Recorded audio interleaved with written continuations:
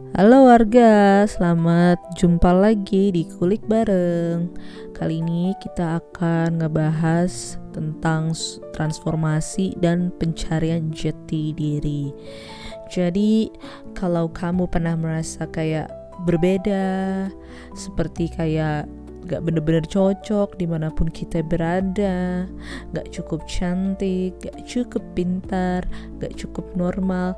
Nah, mungkin bukan karena kita yang aneh gitu, tapi kita hanya belum menemukan jati diri kita dan tempat kita sesungguhnya. Atau mungkin kita lagi dalam proses menjadi diri kita yang sesungguhnya nih. Nah, gak tahu kan? Jadi mari yuk kita bahas.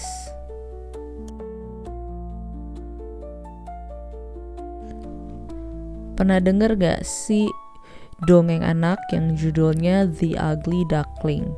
Jadi ini tuh sebenarnya bukan sekedar kisah anak-anak aja ya kan, tapi cerita ini tuh juga semacam metafora dari kehidupan kita, khususnya buat mereka yang lahir di lingkungan yang kagak ngerti nih siapa mereka sebenarnya.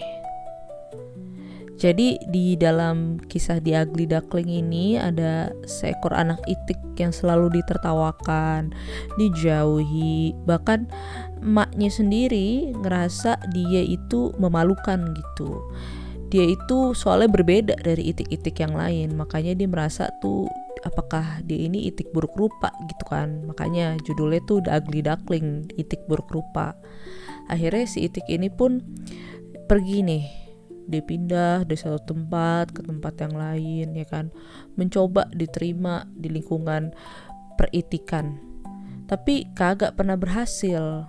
Sampai akhirnya dia tahu satu hal ya kan, jadi dia lagi memandangi diri dia gitu di sebuah danau, terus ada kayak pantulan airnya gitu kan, jadi kayak cermin lah gitu. Terus dia ngelihat kalau lah, Eka ternyata bukan itik ya kan, Eka ini adalah seekor angsa, aku ini adalah seekor angsa. Ya pantasan aja teman-teman itik dia yang dulu gitu ya, bahkan ibunya tuh ngelihat dia ya sebagai seekor itik yang aneh gitu ya kan, karena ya emang dia bukan itik, dia itu adalah angsa gitu. Nah, akhirnya dia pun tahu tuh jati dirinya kalau dia adalah seekor angsa, bukan itik yang buruk rupa gitu. Nah, kita pun sering kayak gitu kan, sering nanya gitu, apa sih yang salah sama kita? Padahal mungkin ya bisa jadi kagak ada yang salah ya kan, tapi ya kita hanya belum melihat ke cermin yang tepat.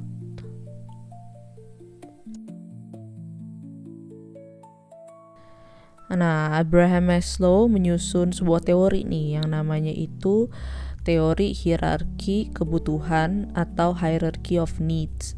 Jadi dia tuh kayak menyusun semacam piramid gitu, dari kebutuhan dasar hingga puncaknya yaitu aktualisasi diri. Jadi menurut Abraham Maslow, aktualisasi itu bukan sekedar pencapaian, tapi pertemuan dengan jati diri yang terdalam. Nah, aktualisasi ini kagak mungkin terjadi jika si orang ini akan masih dikuasai rasa takut, penolakan, dan luka dari masa lalu. Kayak cerita anak itik yang tadi tuh, yang terus mencari tempatnya ya kan. Kita juga sering cari validasi, pengakuan, cinta dari luar. Padahal yang kita butuhin bukan pengakuan, tapi ya pengertian aja. Dan itu dimulai dari diri sendiri. Gimana kita mengerti diri kita sendiri gitu. Rollo May juga percaya nih bahwa hidup yang bermakna lahir dari keberanian untuk menghadapi kecemasan. Maksudnya gimana? Jadi saat kita berani nih hidup sesuai dengan diri kita, meskipun dunia belum tentu nerimanya, ya udah kita akan mendapatkan hidup yang bermakna gitu. Jadi ini yang disebut sebagai eksistensi otentik, menjadi diri sendiri meski ya ada risiko kagak disukai, kagak diterima, kagak dimengerti ya kan. Tapi itulah jalan dari si transformasi sejati. Sebetulnya banyak dari kita tuh yang mikirnya tuh kita takut gagal, tapi sebenarnya tuh kita kagak takut gagal. Kita takutnya kita kagak sesuai sama ekspektasi orang lain. Nah di titik itulah kita mulai kehilangan diri kita sendiri gitu. Jadi ya kita kagak bisa menemukan eksistensi otentik kita, sejatinya diri kita tuh bagaimana itu ya kita kagak bisa nemuin gitu. Karena ya kita selalu berusaha untuk ya menyesuaikan diri kita sama ekspektasi orang lain. Kita pengennya selalu disukain, kita pengennya selalu diterima ya kayak gitu. Ternyata hasil kita ngerasa kayak ya kok hidup tuh kayaknya hampa, hidup tuh kayak gak bermakna. Ya mungkin salah satu alasannya karena kita memang selalu kompromi nih sama tadi standar yang dibikin sama orang lain, sehingga membuat hidup kita tuh rasanya jadi gak bermakna karena kita emang gak nemuin jati diri kita sendiri gitu. Nah, ada cerita juga nih dari mitologi Mesir soal burung phoenix ya kan. Jadi burung phoenix itu memang terkenal sebagai lambang transformasi ya kan. Jadi ia itu harus terbakar habis untuk bisa terlahir kembali. Kita pun juga bisa jadi begitu. Kita harus menghadapi yang namanya kematian ego lama, asik ya. Itu adalah ya udah kita biarin aja tuh identitas palsu kita yang dibentuk oleh trauma, harapan orang lain dan luka masa lalu untuk ya udah pergi aja gitu. Ya udah kandas aja, binasa aja, nggak apa-apa. Tentunya proses ini menyakitkan ya. Tapi kalau nggak kayak gitu kita nggak akan pernah bertumbuh menjadi siapa kita sebenarnya. Ya kan, seperti kayak ulat gitu yang hancur total di dalam kepompong sebelum menjadi kupu-kupu.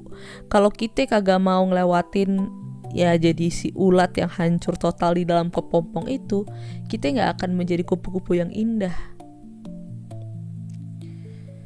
Nah, Carl Rogers tuh juga punya pendapat soal hal ini.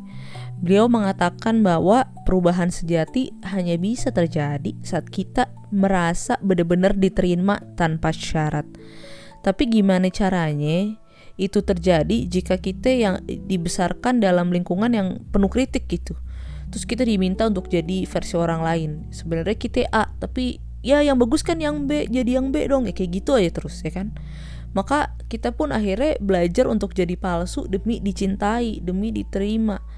Nah akhirnya saat kita dewasa, banyak dari kita yang masih menyimpan pola-pola itu ya kan. Akhirnya kita bersembunyi gitu, kita menyembunyikan diri kita, takut ditolak, akhirnya menyesuaikan diri terus menerus.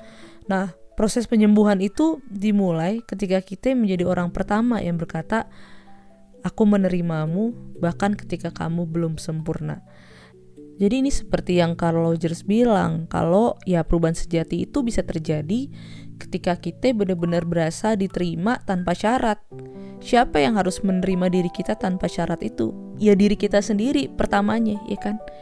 Kita sendiri yang harus bisa menerima bagaimana kita sebetulnya. Meskipun ya itu gak perfect. Nah, jadi seperti cerita dari The Ugly Duckling, bahwa sebenarnya si itik yang merasa buruk rupa ini emang sebenarnya gak berubah menjadi angsa, karena dia emang sudah dari awal itu ya angsa, bukan itik gitu kan. Dan dia tidak itik, dia juga tidak buruk rupa, dia adalah angsa. Cuman dia emang baru sadar saat dia ngelihat dirinya dengan mata yang benar gitu. Saat dia ngelihat dirinya di danau tersebut, dia melihat cermin diri dia dari pantulan danau, air di danau, kalau ya emang dirimu adalah angsa bukan itik ya kan. Ya kita juga bisa begitu, kita bukannya salah nih, tapi kita cuman belum tahu siapa diri kita sebenarnya, siapakah diri kita ini sejatinya ya kan. Karena kita terlalu sibuk menjadi orang yang pengen diharapin sama orang lain, kita sibuk menjadi orang berdasarkan standar atau ekspektasi orang lain. Akhirnya ya kita kagak jujur sama diri kita sendiri ya kan. Tapi percayalah, mungkin dengan ngeliat video ini adalah momentum buat kita semua untuk akhirnya pulangnya bukan ke rumah tapi ke diri kita sendiri, ke sejatinya diri kita ya kan. Karena disitulah keindahan sejati menunggu, disitulah kita bisa menyadari bahwa kita ini adalah seperti cerita The Ugly Duckling gitu, seekor angsa yang menawan gitu, bukan itik yang buruk rupa. Karena memang keberanian yang sejati terhadap proses pencarian jati diri adalah ketika kita mengakui bahwa ya udah, ini adalah diriku dan diriku ini berharga gitu. Oke deh, jadi sekian dulu untuk video kita kali ini. Mudah-mudahan bermanfaat dan jangan lupa untuk selalu support channel ini dengan subscribe, komen, like, share sebanyak-banyaknya agar teman-teman kita di luar sana juga bisa mendapatkan manfaat dari video ini, mudah-mudahan. Oke deh, jadi jangan lupa untuk selalu stay kind, content, and healthy. Bye!